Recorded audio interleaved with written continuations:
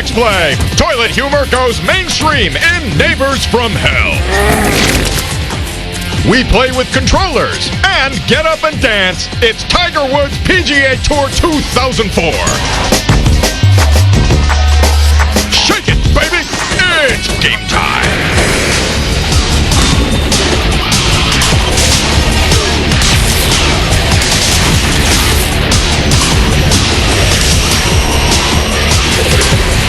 Please welcome two people who have been tagged and released into the wild. Adam Sessler and Morgan West. All Marlon Perkins. It was all him. Welcome to X-Play. We have an exciting show for you today. Why, you ask?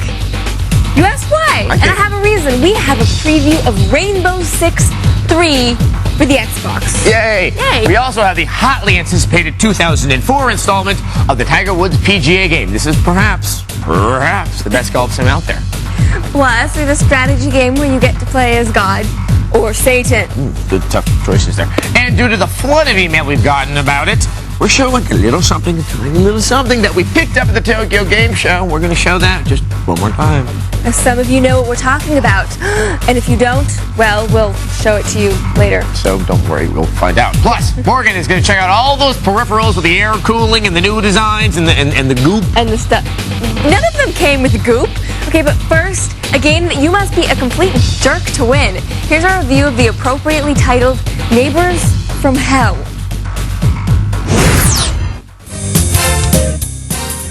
Neighbors from Hell is a mean-spirited puzzle game that is bizarrely presented in the format of a situation comedy.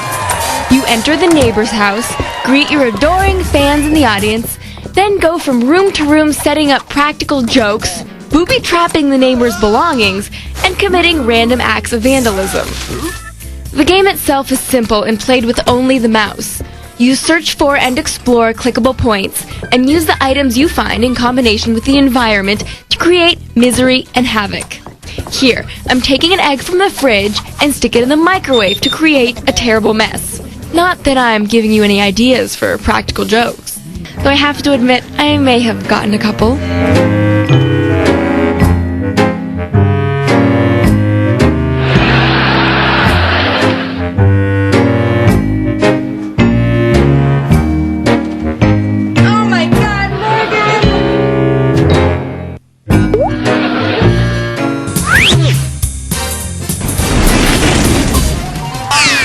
Maybe it's funnier in the game. You need to set these tricks up while your neighbor is not in the room. If he catches you, he'll, not surprisingly, beat the living crap out of you. You can't really blame him. You kinda deserve it. The challenge lies in finding the best order for your pranks, because your ratings go up if he runs into several tricks in a row. Since you know putting laxative in his beer is gonna send him bolting for the crapper, why not take the opportunity to get his toilet nice and clogged?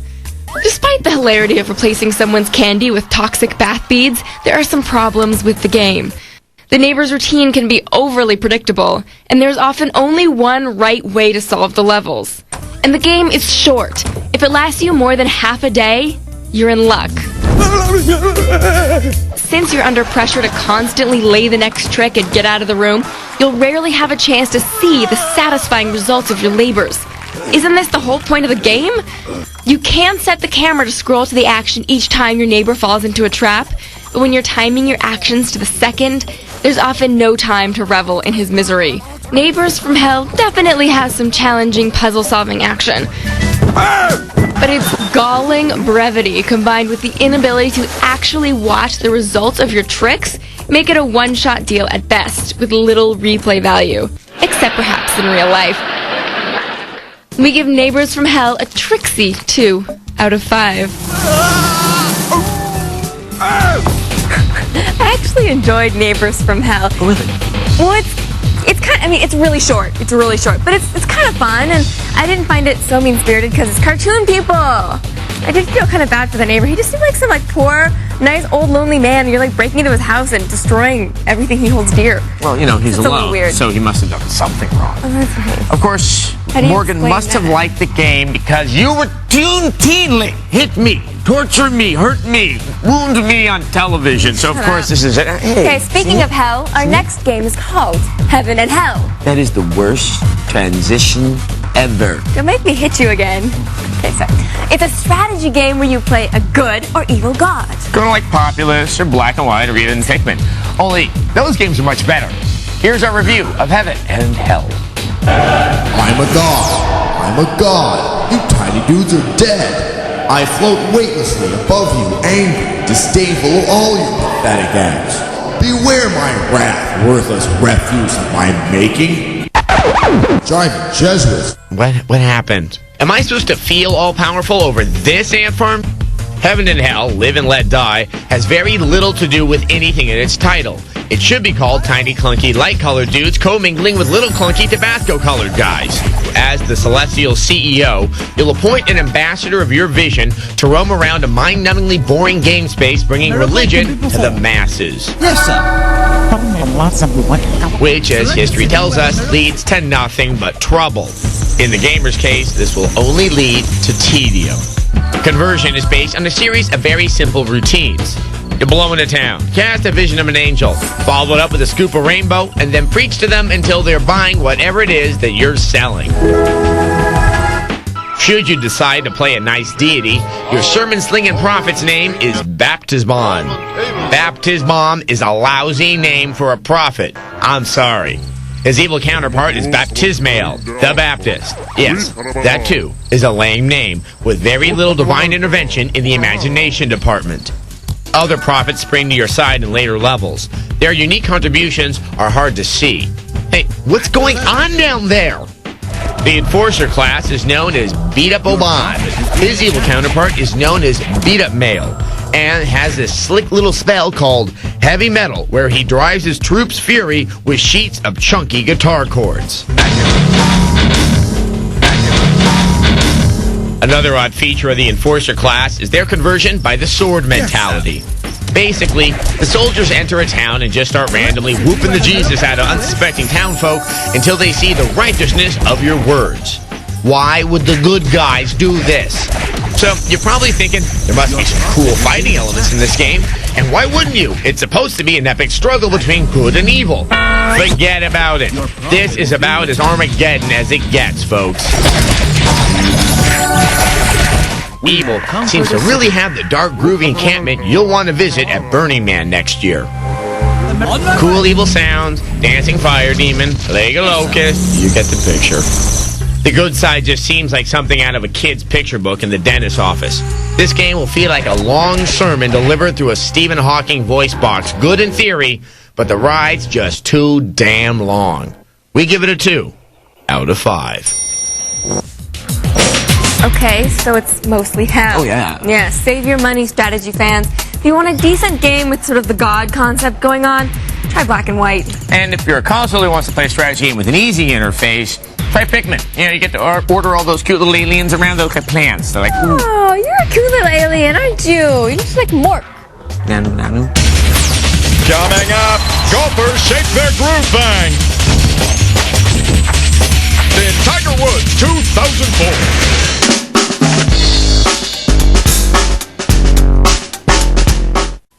And now it's another Get Into Gear giveaway clue to win a 2004 BMW Z4 plus cool daily prizes. Leo Laporte here. Louis-Jacques Monde Daguerre was the inventor of the first practical process of photography. That's the clue. Now log on to techtv.com/getintogear and take the Get Into Gear quiz. And keep watching Tech TV weeknights anytime between 7 p.m. and 1 a.m. Eastern till October 31st for more clues and more chances to win. It's Tech TV's Get Into Gear giveaway, brought to you by RCA. Here they are, Miss America, Adam Sessler and Morgan Webb. Yeah, we're like the Voltron Lions. You know, we come together to form one beauty queen. Like Master Blaster! We're the Manitou. Okay, we're nerds. We're back. And we have a golf sim. Yes, it's Tiger Woods PGA Tour 2004. That's this year, and it's from EA Sports. Ah! Look at that. He's looking at me. Too intently. It's like he's gonna come and mess up my hotel room. Okay. The 2001 installment of the series became the first golf game to use the analog stick to control the swing of your club. Andy. Genre defining. Yes, it was. But this 2004 game, it has Cedric the Entertainer in it, which is kind of like an analog swing, except it has nothing to do with it at all. Oh, God. Here's our review of Tiger Woods PGA Tour 2004. Tiger Woods PGA Tour 2004 is not your granddaddy's golf game. Sure, it has some of the frustrations related to real-life golf there. But this golf game is all about attitude, style, and such a wide assortment of addictive features. You will want to kiss Mario and his Toadstool Tour goodbye. Nice shot. To be fair, Tiger Woods PGA Tour 2004 is not radically different from 2002's version. Both include many of the same modes and feature a near identical swing system, which involves quickly flicking the analog stick back and forth to simulate the natural stroke of a real club. PGA Tour 2004 differs from previous installments in the sheer number of options offered to you. Chief among the additions is the ability to create your own golfer with one of the best character editing tools ever released. This is even more fun than the actual golf portion of the game. It's sort of like Barbie Golf Edition. I didn't even know there were this many hairstyles. Shall we go with the loose ponytail? Oh yes, that's the look of a pro golfer. We can also adjust the distance between the eyes, the shape of the brows, the size of noses, jaw length, and even the gap between the teeth. Players can also customize different animations for swinging the club or celebrating. The character models look great too, and while their faces may have had one too many Botox injections, they'll pump fists, wave their clubs, break dance, and perform other silky smooth moves that inject some much needed personality into what is traditionally a stuffy sport. 1, 2, leave me outside. From the moment DMX's Party Up plays in the background, you'll be partying up on the fairway. The action is fast. The commentary is ripe with dry humor. You'd probably say that flat out sucked. And the desire to personalize your character is too good to pass up. Though the game hasn't changed that dramatically, Tiger Woods PGA Tour 2004 marks the first significant upgrade to the series since it moved to an analog-based swing system. With a staggering amount of courses and ways to play, this game won't need to switch drivers to get more distance. We give it a 4 out of 5. On the hole for a nice birdie there. He's so dreamy. Huh? Okay, this is a great golf game, but okay, if you want something a little less sim-like and a little less serious, try Mario Golf, Toadstool Tour, or Hot Shots Golf 3. Yeah, once again, this game is proving that you just can't go too wrong with an EA Sports title unless it's Triple Play Baseball 2001. I'm never going to give up on that. All right, now we'll be back with that special footage we promised you at the top of the show. You feel the magic? Up next, Morgan deals with her control issues. Win a BMW Z4. Tech TV's Get Into Gear giveaway. It's on now. Soylent Green is Adam Setzler and Morgan Webb. Okay.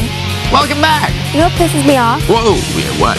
Okay, well, sometimes the announcer. But it really pisses me off when people try and sell you just crap. This is a rather strong position to take at the start of the block. Are we talking about like novelty dog crap? You know, poop in the hand? No, I'm talking about like the crap that you don't need or the stuff that doesn't work right. Like all those third-party controllers. They're almost all lame and they never work right. And they always try and convince you that, oh, they're better than the controllers from the company that you got for free already. But meanwhile, you spent like $25 on just plastic crap. You got anger. I know. I'm cheap, basically. But I had anger and I took care of my problem. Watch this.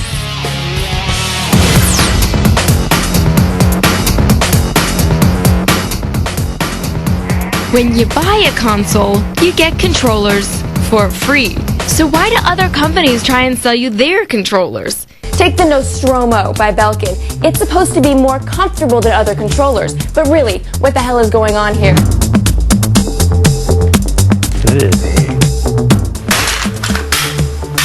Do you get really excited when you're playing a game? Yeah, can't sit still, can you? Another reason to get a third-party controller is to cut the cord and go wireless. This is the Predator wireless controller for the PS2. The R and L buttons are in a weird position, and it's big for a PlayStation controller. And no one ever takes connection loss as the reason you're getting your ass beat at Soul Calibur. Dude, you suck! It's the controller. Are you sure? Are you sure it's not that you just suck? Xianghua wins. I said no mercy. Can we shoot this? Yes, we can.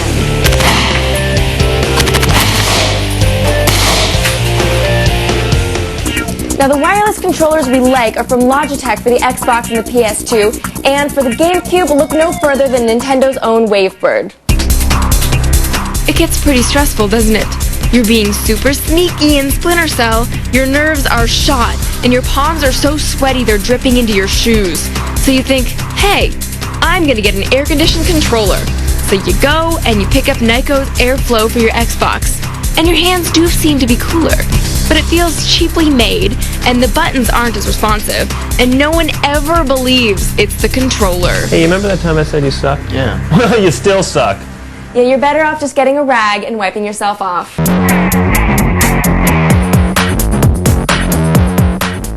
We did, however, notice that the holes in the airflow make it easier to stuff with explosives.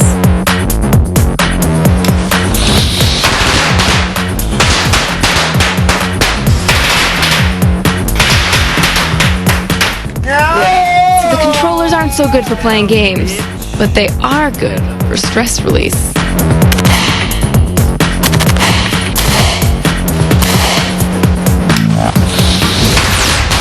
I feel better.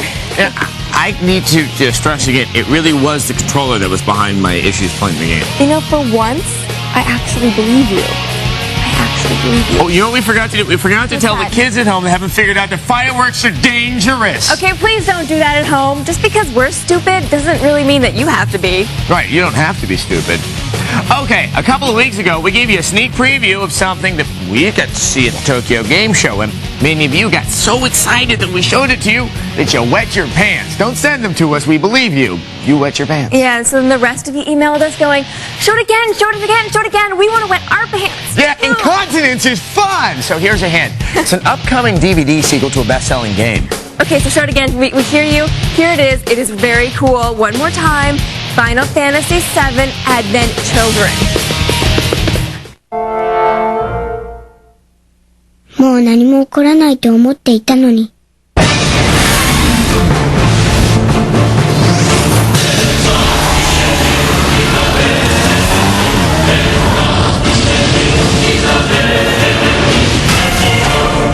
俺は許されたいんだと思う。俺は許されたい。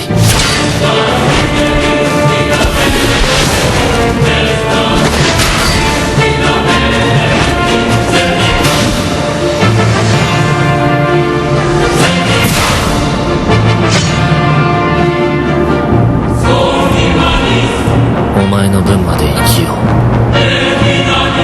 う。そう決めたんだけど。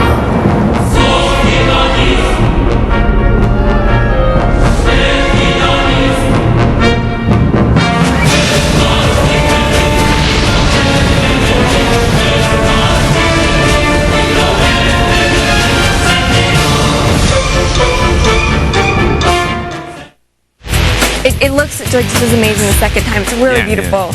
Yeah. The world just got moister right now. It's really a beautiful, beautiful preview. Okay, everyone is wondering when this movie comes out, and of course when Kingdom Hearts 2 comes out. Advent Children comes out in Japan on DVD in summer 2004. No word yet on the US release. And unfortunately, Square hasn't announced any release date for Kingdom Hearts 2 either. Now, our best guess is it's coming out in early 2005, but we will let you know as soon as, we hear something else. Like, yeah. Maybe we won't tell them if we hear them. We will. In a moment, Hostile eliminated. Rainbow Six 3 shoots up your console. you could win a BMW Z4 and other cool prizes from Tech TV. To enter, watch Tech TV anytime Monday through Friday between 7 p.m. and 1 a.m. Eastern. Look for the Get Into Gear clues. Then log on to techtv.com/getintogear to take the quiz. Tech TV's Get Into Gear giveaway. It's on now. Brought to you by RCA. Sent back from the future to stop you from buying Daikatana, it's Adam Setzler and Morgan Webb. Yep, we're a little late then. Welcome back to X-Play. Here's our preview of Rainbow Six 3 for the Xbox. Placing explosives. Explosives ready. In a bit of a departure from its predecessors, Rainbow Six 3 for the Xbox features a shifted emphasis towards action. Instead of complicated waypoint plotting, you'll remain in the field as the lead of an elite unit and deliver simple commands without ever missing a beat of action. Roger. Open and clear. In the role of Ding Chavez, the commander of a sophisticated counter-terrorist team, you'll lead covert ops that span Europe, the United States, and even South America. The missions vary between noble rescue tasks and, of course, the strategic use of force to stop dirty evildoers. Ding. Plus, you may find yourself disarming their bombs. Let's see, red wire or red wire? Yes! Woo! Drinks are on me. Part of the beauty of the upcoming Rainbow Six 3 game, though, is your ability to delegate. Waiting for orders. Moving now. Securing hostage. Holding position and waiting for orders. Roger. Moving now. Roger. Open flash unclear. Got your 6, Sting. Still waiting for orders. Ding says don't be so needy. The game's visuals will be an improvement over the PC version. The environments have a realistic quality, and the characters themselves move in lifelike fluid motions. In fact, the right mix of confusing orders can even lead to an impromptu dance-off. Roger. Roger. Gotcha. Oh yeah, I like the way you work it. Gotcha. Right. Shake your moneymakers. Informant. Roger. So the pre-missions will give you an opportunity to outfit yourself with the latest real-world gear. And afterwards in the field, you can put this stuff to the test. You'll be able to use the latest in infrared and heat imaging technology. Taking fire. Plus, it might be fun to surprise the perpetrators with an occasional flash bomb. I said surprise the perpetrators! Okay, shake it off. Now, given the level of violence inherent to the game's subject matter, thinking on your feet is going to be crucial. Perhaps the most exciting gameplay feature of Rainbow Six 3 will be its support for Xbox Live, which will offer the option of both team-based cooperative and competitive gameplay, as well as support for voice communication. Hey guys, tell me, is that a Rembrandt? Roger. Above and beyond the single-player game, the online options should offer incredible potential for long-term replay value. Look for our full review soon. And Rainbow Six 3 will be out on the PS2 and the GameCube in late 2004. Well, I want it, and if you want to find out more about it, go to our website, techtv.com/xplay. Good night.